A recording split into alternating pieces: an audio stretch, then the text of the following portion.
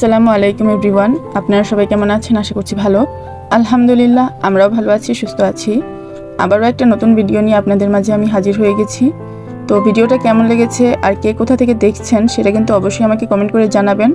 আর video শুরুতে কিন্তু অবশ্যই একটা লাইক দিয়ে পুরো ভিডিওটা কন্টিনিউ করবেন। তো এই যে দেখতে পাচ্ছেন, শুরুতেই আমি সয়াবিন ভিজিয়ে নিচ্ছি। আজকে আমি রান্না করব সয়াবিনের তরকারি প্লাস হচ্ছে গিয়ে পনিরের ফ্রাইড রাইস। তো আমি এর আগে কখনো এরকম কিছু রান্না করিনি, তো আজকেই প্রথম রান্না করব। আমি জানি না কিরকম কি হবে, তবে এটা নিয়ে আমার খুবই এক্সাইটমেন্ট কাজ করছিল। জানি না কিভাবে কি করব, তবে আমি একটা ভিডিও দেখেছিলাম, সেটার রেফারেন্সে আমি এটা রান্না করব। তো ফাইনালে গিয়ে কি হয় সেটা দেখতে অবশ্যই আমার সাথেই থাকবেন শেষ পর্যন্ত। তো দেখতেই পাচ্ছেন যে পেঁয়াজ কেটে নিচ্ছি, কারণ যেহেতু রান্না করব পেঁয়াজ তো অবশ্যই লাগবে। তবে তার আগে আমি একটু কিউব করে কিছু পেঁয়াজ কেটে নিচ্ছি, এতে করে হচ্ছে কি আমি একটা পেস্ট তৈরি করে নিব। সেই জন্য এইভাবে কিউব করে কেটে নিয়েছি। পাশাপাশি কিছু টমেটোও কিউব করে কেটে নেব। এগুলোকে সিদ্ধ দিতে হবে। মানে আমি যে ভিডিওটা দেখে এই রেসিপিটা ট্রাই করছি, উনি যে প্রসেসগুলো ফলো করতে বলেছিলেন সেগুলোই ফলো করছি। জানি না শেষ পর্যন্ত কি হয়। তো ওনাকে দেখলাম এভাবে কেটে নিতে, তো সেই জন্য আমিও কেটে নিলাম। আর এই তো কেটে নেওয়া হয়ে গেছে। এবার কিছুটা পানি নিয়ে নিয়েছি কড়াইতে, সেখানে কিউব করে কাটা পেঁয়াজ এবং টমেটোগুলো দিয়ে সাথে মরিচের গুঁড়া আর এই যে গরম মশলা দিয়ে দিয়েছি। পাশাপাশি বাদাম দিতে বলেছিল, তো সেজন্য আমি এই চীনা বাদামগুলো দিচ্ছি। যদিও উনি বলেছিলেন যে কাজু বাদাম দিতে, তো আমাদের ঘরে ওটা ছিল না, সেজন্য আমি এটাই ইউজ করেছি। এর ফলাফল কি হবে সেটা তো আমি খুবই এক্সাইটমেন্টের সাথে কাজগুলো করছিলাম। তো যাই হোক, এখানে কিন্তু আমার সয়াবিনগুলো সিদ্ধ করা হয়ে গেছে। এবার এগুলোকে সুন্দর করে ধুয়ে নিতে হবে। আর এগুলো একেবারে স্পঞ্জের মতো, যার কারণে প্রেস করার পরে ভিতর থেকে পানি বের হচ্ছিল। তো আমি তো খুবই ঘাবড়ে গিয়েছিলাম, যেহেতু প্রথমবার করছি, কিভাবে কি হবে জানি না। তো যাই হোক, এবার হচ্ছে গিয়ে আমি এই সয়াবিনগুলোকে ভালো করে পানি ফেলে দিয়ে চিপে তারপরে হচ্ছে গিয়ে একটা ম্যারিনেট করে নিব। তো সেই জন্য এখানে উনি বেসন ব্যবহার করেছিলেন, তবে আমার কাছে ছিল না, যার কারণে এখানে আমি ময়দা ইউজ করেছি। পাশাপাশি হলুদ গুঁড়া, জিরার গুঁড়া, আদা রসুন বাটা, লবণ আর দুধ। যদিও এখানে উনি টক দই ইউজ করেছিলেন, তবে আমাদের ঘরে ছিল না, এই জন্য আমি এটাকেও স্কিপ করে গিয়েছি। এর পরবর্তীতে আমি দিয়েছি হচ্ছে গিয়ে দুধ দিয়েছি। এবার এটাকে সুন্দর করে মাখিয়ে নিব। তো চামচ দিয়ে ট্রাই করছিলাম, কিন্তু খুব একটা ভালো লাগছিল না, যেহেতু বাঙালি তাই হাত দিয়েই কাজটা সেরে নিলাম। তো এই তো দেখতে পাচ্ছেন আমার কিন্তু মেখে নেওয়া হয়ে গেছে। এটাকে এক সাইডে ম্যারিনেট করে রেখে দিচ্ছি। এবার হচ্ছে গিয়ে সেই সিদ্ধ বসানো জিনিসগুলোকে দেখছি যে পানির পরিমাণটা কতটুকু শুকিয়ে গেছে আর সিদ্ধটা ঠিকঠাক হয়েছে কিনা। আর দেখতেই পাচ্ছেন যে খুব সুন্দর করে সিদ্ধ করা হয়ে গেছে। এবার আমি এটাকে তুলে ঠান্ডা করে এই যে দেখতে পাচ্ছেন ব্লেন্ডারের মধ্যে নিয়ে নিয়েছি। আর পানিগুলোকে ছেঁকে রেখে দিব, এতে করে এগুলো পরবর্তীতে আমি ব্যবহার করব। আর এখানে আমি কিছুটা পেঁয়াজ বেরেস্তা করে নিচ্ছিলাম, কারণ এক্ষেত্রে নাকি পেঁয়াজ বেরেস্তাটা খুবই ইম্পর্ট্যান্ট একটা পার্ট, তো সেই জন্য আর কি। আর আপনারা সবাই তো পেঁয়াজ বেরেস্তা কীভাবে করতে হয় সেটা তো কম বেশি জানেনই, তো সেজন্য আর ডিটেলে তেমন কিছু দেখাচ্ছি না। আর আমি তো দেখতেই পাচ্ছেন যে পেঁয়াজগুলো সুন্দর করে ভেজে নিচ্ছি। তো এই পর্যন্ত যারা আমার ভিডিওর সাথেই ছিলেন তারা প্লিজ একটা লাইক দিয়ে পুরো ভিডিওটা কন্টিনিউ করবেন। পাশাপাশি এই ধরনের আরও ভিডিও দেখতে চাইলে অবশ্যই আমার চ্যানেলটাকে সাবস্ক্রাইব করে আমার চ্যানেলের পাশেই থাকবেন। আর ভিডিওটা কেমন লেগেছে সেটা জানাতে কিন্তু একদমই ভুল করবেন না। পাশাপাশি চাইলে আমার ভিডিওটা যদি বেশি ভালো লেগে থাকে তাহলে আপনার পরিবারের সদস্যদের সঙ্গে আমার ভিডিওটা শেয়ার করতে পারেন। ইতিমধ্যেই দেখতে পেয়েছেন যে আমার কিন্তু পেঁয়াজ বেরেস্তা করা হয়ে গেছে। এবার ওই পেঁয়াজ বেরেস্তাগুলোকে তুলে এখানে আমি সেই ম্যারিনেট করে রাখা সয়াবিনগুলোকে দিয়ে দিব একই কড়াইতে। আর এগুলোকে সুন্দর করে ভেজে নিব। আর দেখতেই পাচ্ছেন ভাজতে ভাজতে এটা কতটা ঝরঝরে হয়ে গেছে। যদিও নিচের দিকে কিছুটা লেগে গেছে, তবে এটা কোনো বিষয় না। তো যাই হোক, দেখতে পাচ্ছেন আমার কিন্তু সয়াবিনগুলো সুন্দর করে ভাজা হয়ে গেছে। তো এগুলোকে আমি তুলে নিয়েছি। এবার এই নিচে লেগে থাকা জিনিসগুলোকে ফেলে দেওয়ার তো কোনো মানেই হয় না, তো সেজন্য এগুলোকেও আমি তুলে নিচ্ছি। এটাকে পরবর্তীতে মানে ইউজ করলে দেখা যাবে গ্রেভিটা অনেকটা ঘন হবে। তো এবার হচ্ছে গিয়ে আমি কিছু আলু ছোট করে কিউব করে কেটে নিয়েছিলাম, সেগুলোকে ভেজে নিব। এগুলোকে আমি সয়াবিনের সাথে অ্যাড করব। যদিও বা যার ভিডিও দেখে আমি এটা তৈরি করছিলাম তিনি এটা ইউজ করেনি, তো আমার কাছে মনে হচ্ছিল যে পরিমাণে একটু কম হয়ে গেছে সয়াবিন, তো সেজন্য আলু অ্যাড করেছি।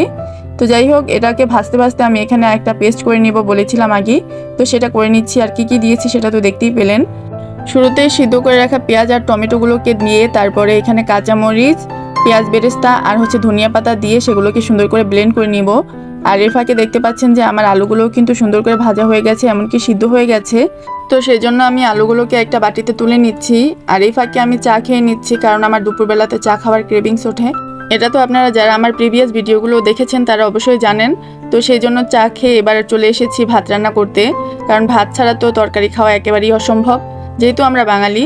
তো যাই হোক, এবার হচ্ছে গিয়ে আমরা ভাতের জন্য আগেই হচ্ছে পানি গরম দিয়ে রেখেছিলাম লবণ দিয়ে আর কিছুটা তেল দিয়ে। তো সেটাকে যখন গরম হয়ে গেছে, মানে বলক চলে এসেছে, ওই পর্যায়ে এসে চালগুলোকে ধুয়ে রাখা এখানে আমি বাসমতি চাল ইউজ করেছি, তো সেগুলোকে আমি দিয়ে দিয়েছি।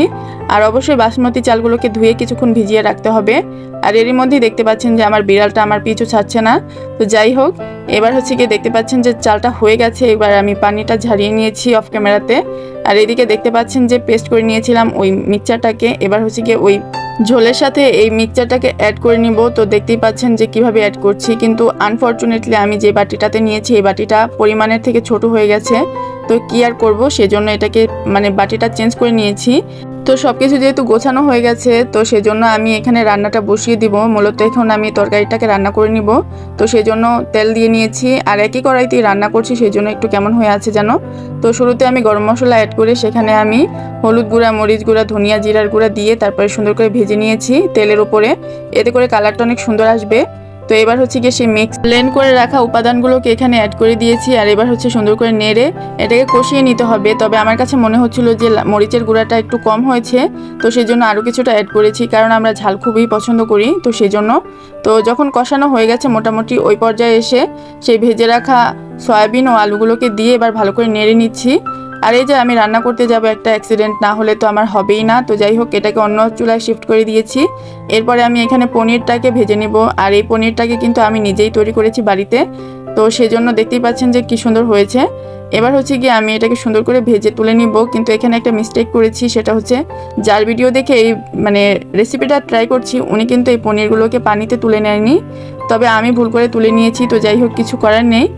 তো এবার আমি আরও কিছু পনির ভেজে নিব। তো সেজন্য দেখতেই পাচ্ছেন পনিরগুলোকে দিয়ে নিচ্ছি ওই একই কড়াইতে।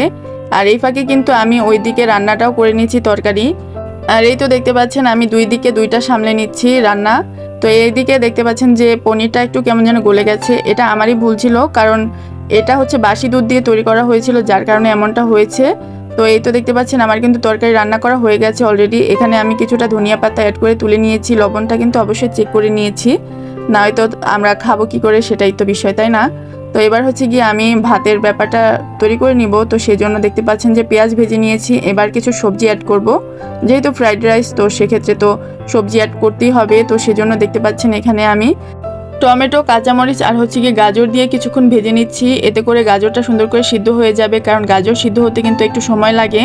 তো কিছুক্ষণ ভাজা হয়ে গেলে ওই পর্যায়ে আমি এখানে কিছুটা ক্যাপসিকাম অ্যাড করে নিচ্ছি। ক্যাপসিকাম দেওয়া হয়ে গেলে এটা একটু ভালো করে নাড়িয়ে চাড়িয়ে তারপরে এখানে কিছু স্পাইস অ্যাড করব। সেজন্য হলুদ গুঁড়া, মরিচ গুঁড়া আর জিরার গুঁড়া অ্যাড করে নিয়েছি আমি এখানে। আর জিরাটা কিন্তু আগে থেকে ভাজা ছিল।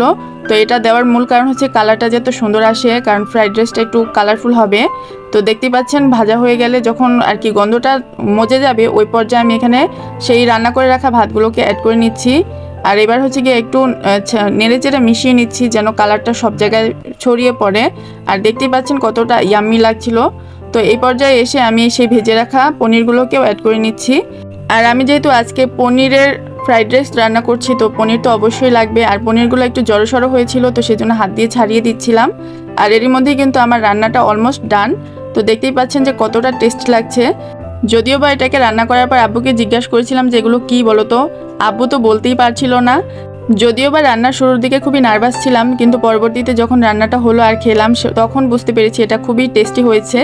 যদিও বা নিজের রান্নার প্রশংসা নিজেই করছি। তো যাই হোক, ভিডিওটা কেমন লেগেছে জানাতে কিন্তু একদমই ভুলবেন না। তো সবাই ভালো থাকবেন। আল্লাহ হাফেজ।